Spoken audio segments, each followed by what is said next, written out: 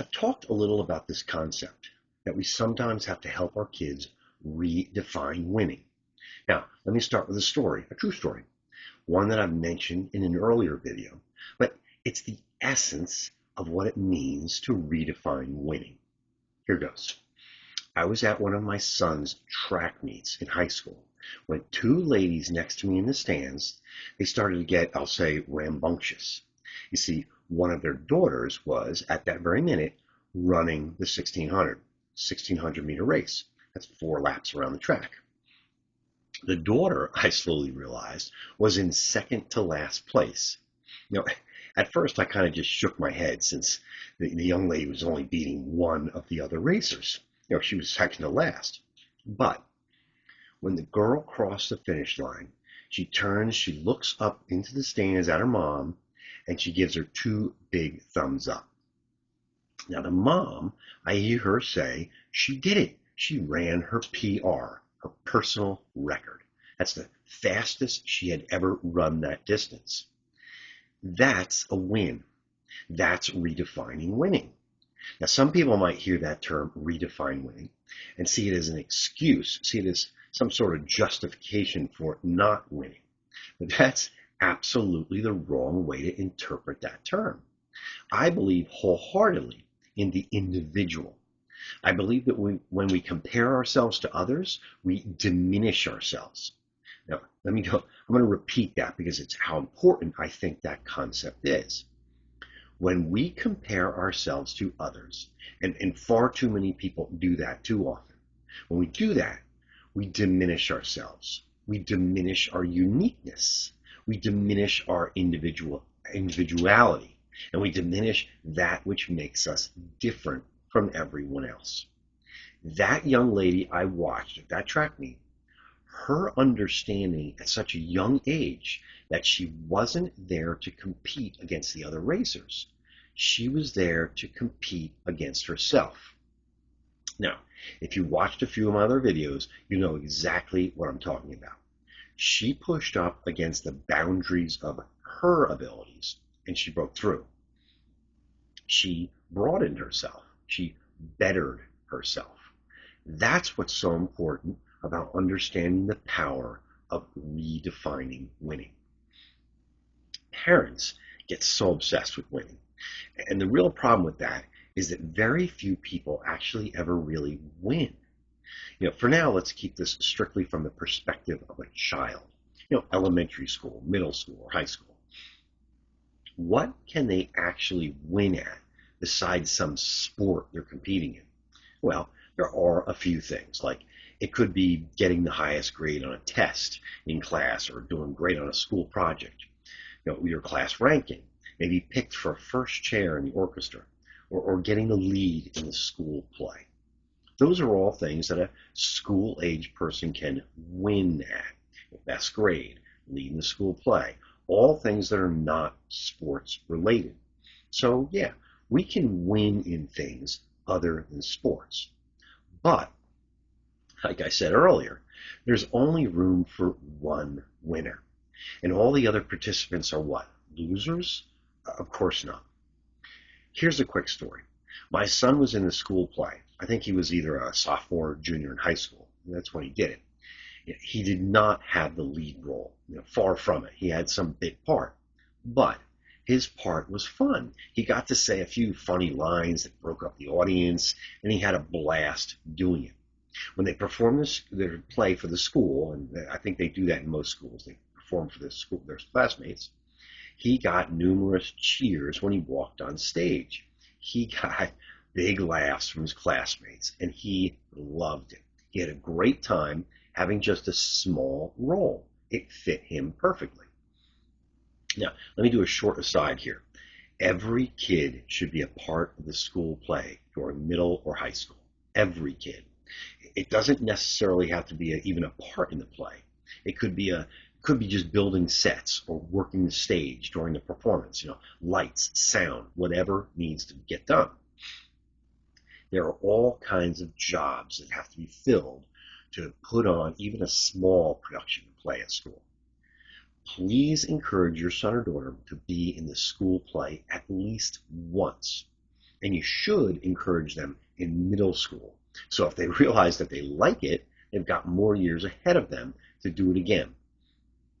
Trying it for the first time as a senior in high school and realizing you really like it would be kind of a shame. There are so many positive things to experience being part of the school play. Now, if you Google, why should my kid have a part in the school play, you'll see. It's a great experience for kids, and I believe an absolute must for every kid to do at least once during their school age years. Now, let me get back to the topic. I'll address sports directly now. Why? Well, sports are where we constantly judge success by the number of wins we have. And although that may make sense on the surface, it doesn't make sense to me. We remember what's the main job that we have as a parent. And that job is preparing our kids for life as an adult. So I'll ask you directly, when is the last time you won at something? Won at something that mattered? Think about it. Now, maybe you play pickleball or tennis. Maybe you play adult league basketball, soccer, ice hockey. Now, if you do those things, that's awesome. Exercise, staying healthy, get your good old competitive juices flowing. All good stuff. But none of those wins, assuming you win sometimes at those things, none of those wins really matter. They're meaningful in their own way, but they don't really have a great value in the big scheme of things. Now, what about your job? Unless you're in sales, I'm not sure how many outright wins you can have at work. Now, of course, depending on your job, the industry you're in, the company you work for, sure, there may be wins somewhere in there, now and again. But how often do you win? And if you don't win, does that mean you're failing? Redefine winning. I hope it's starting to make more sense now. Now, let me get back to sports for a second again.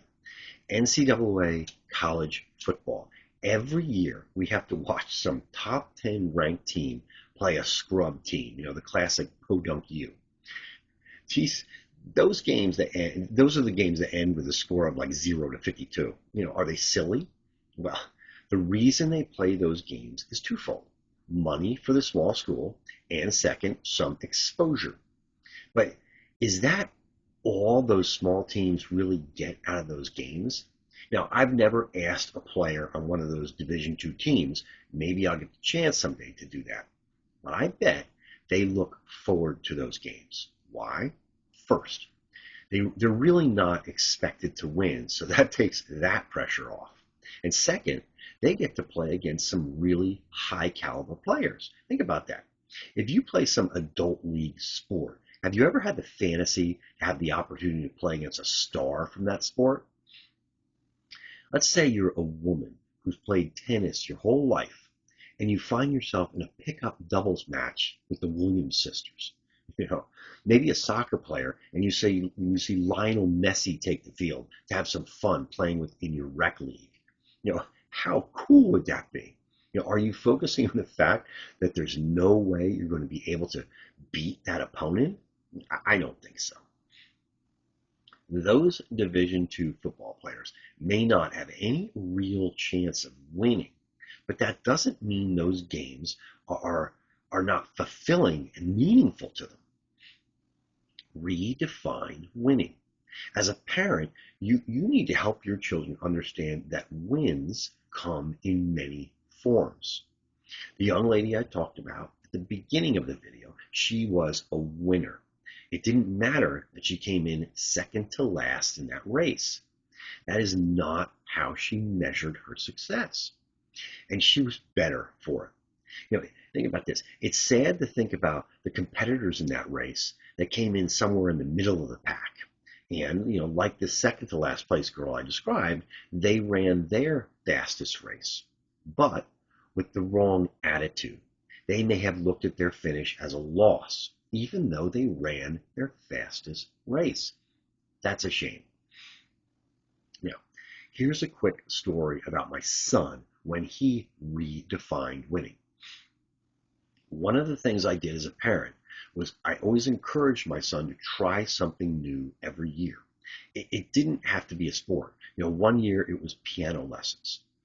Once my wife and I encouraged him to take a drawing class at school. He had never drawn before, and he enjoyed both those new experiences. Now, during his second semester of his first year at Virginia Tech, I saw an ad for a boxing gym that was pretty close to the campus. I called him up and told him, hey, I would pay for a semester of the boxing gym membership. It was geared towards the students, so it was pretty cheap. I said, wouldn't you try it? After many years of doing this kind of stuff with him, I wasn't surprised that he accepted right away. No problem. It turned out to be another great experience for him. He actually ran the 2.5 miles to the gym a few times a week. He took a boxing lessons, and then he worked out in their gym. I mean, he loved it. Now, jump forward 12 months. He's transferred to the Air Force Academy, and he was taking a boxing class in the spring semester there. Now, part of that class was every student, and there were a whole bunch of students, every student in it participated in an end of semester boxing tournament. So he calls me up beforehand and tells me one of his matches is against some guy that's been boxing for years and is actually on the academy's boxing team. So I told him, listen, do your best, don't sweat it, do what you can. So he calls me back a few days later and he tells me about the bout. He says, Dad, I didn't think I had any chance of beating that guy, but I had two things that were important to me. First, he says, I wanted to last the whole 3 rounds. I didn't want to get knocked out. Second, he says, I wanted him, the guy he's boxing against, to earn his win. I wanted to make sure he had to work to beat me. And then I stood my ground with him. So I asked him, how'd you do? He told me he went the distance. He lasted all 3 rounds. I said, great. I asked if the guy gave him a fight, and he paused and he says, I made him bleed. Now, I could hear it in his voice. He was proud of himself. It was boxing. That other guy thought he would crush my son because my son was just a beginner. But after a semester at Virginia Tech, learning the basics, and then a semester at the academy improving on his skills, he gave that guy a fight. Did he win? No, absolutely not. Unanimous decision for the other guy. But that didn't matter. Redefine winning. Independent, confident, good decision makers understand that winning comes in many forms. Besting yourself is what's really important. Pushing up against the boundaries of your abilities and breaking through. In the long run, we really only compete against ourselves. The sooner your kids realize that, the happier their lives will be. Thanks for listening.